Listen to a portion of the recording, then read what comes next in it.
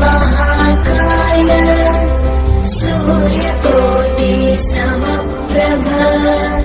निर्विघ्नं कुरु मे देव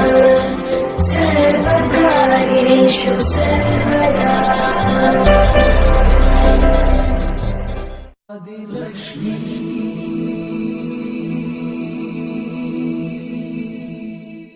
श्री धनलक्ष्मी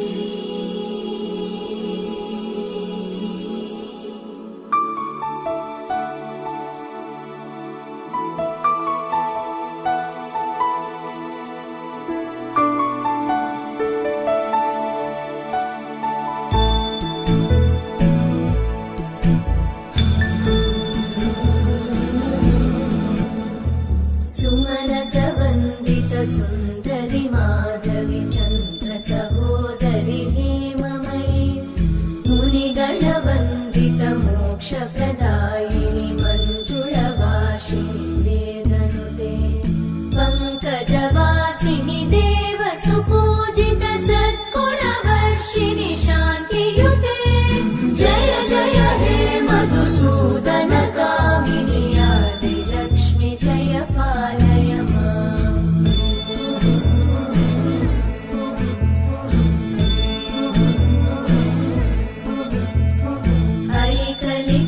कल्मषनाशिनि कामिनि वैदिकरूपिणि वेदमये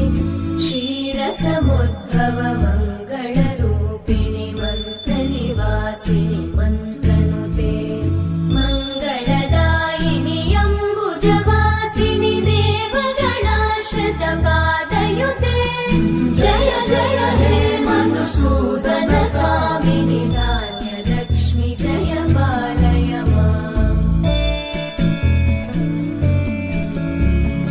जय वरवर्णिनि वैष्णवि भार्गवि मन्त्रस्वरूपिणि मन्त्रमये सुरगणपूजित शीघ्रफलप्रद ज्ञानविकासिनि शास्त्रनुते भवभयहारिणि पापविमोचनि साधुजनाश्रितपादयुते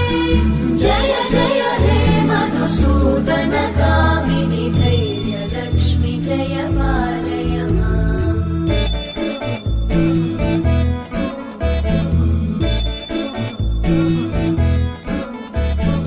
जय जय दुर्गतिनाशिनि कामिनि सर्वफलप्रद शास्त्रमये रथगजतुरगपदादि समानुत परिजनमण्डित लोकनुते हरिहर ब्रह्म सुपूजित सेवित तापनिवारिणि पादयुते जय जय हे मधुसूदन कामिनि श्रीगजलक्ष्मी पालय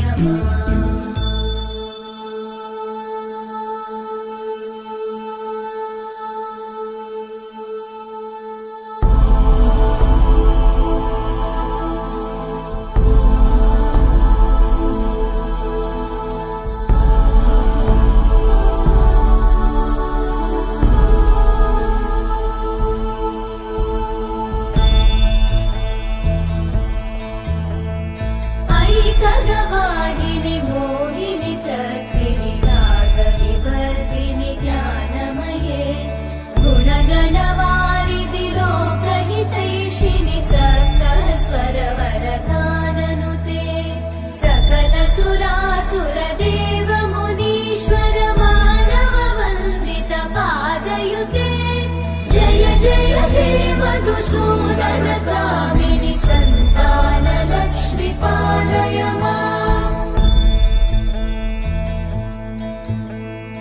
जय कमलासनि सद्गतिदायिनि ज्ञानविकासिनि गानमये अनुदिनमर्चित कुङ्कुमधूसर भूषित वासित वाद्यनुते कनकधरा स्तुति वैभव वन्दित शङ्कर देशि